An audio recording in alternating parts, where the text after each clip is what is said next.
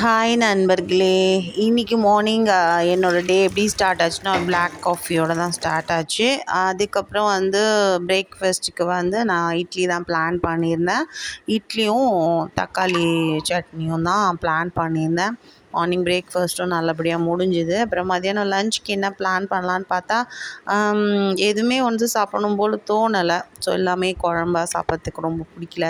So தொகையல் பண்ணலாம் அப்படின்னு சொல்லிட்டு பருப்பு கருவேப்பிலை இஞ்சிலாம் நிறைய வச்சு பண்ணிவிட்டு ரசம் தான் வச்சேன்.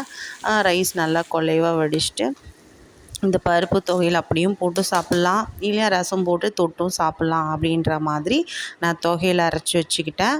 அதுக்கப்புறம் ஒரு கப் ஆஃப் ரசமும் சரி ரசத்துக்காக ஒரு முட்டை ஆம்லேட் போட்டு இன்றைக்கி லன்ச்சும் நான் இப்படி தான் முடித்தேன்.